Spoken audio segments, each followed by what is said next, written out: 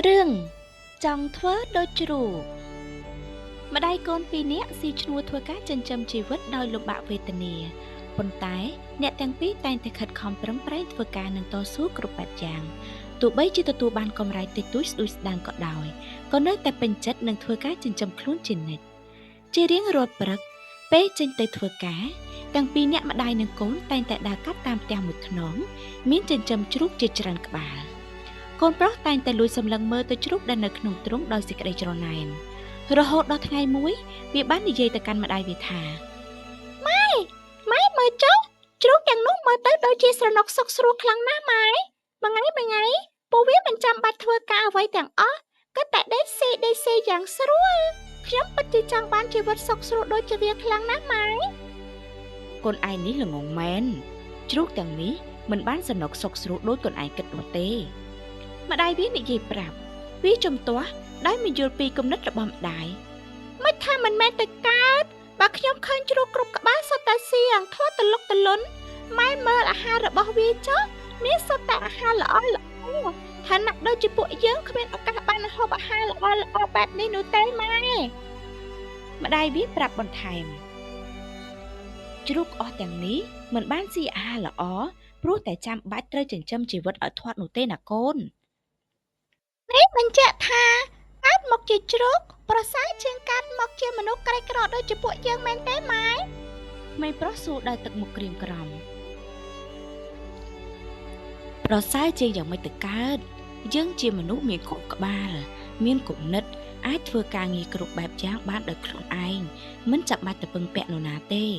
ខុសពីពួកជ្រូកទាំងនេះដែលត្រូវពឹងលើមនុស្សចាំបាច់ដាក់អាហារឲ្យពួកវាស៊ីគ្រប់ពេលស្ត្រីជាម្ដាយទូមានកូនប្រកែកនេះបើមិនចាំបាច់ធ្វើអីទៅវាស្រួលជាងមិនពិបាកអីគេធ្វើឲ្យស៊ីស្រាប់ម្ដាយពន្យល់បន្តកូនឯងនៅមិនទាន់ដឹងទេ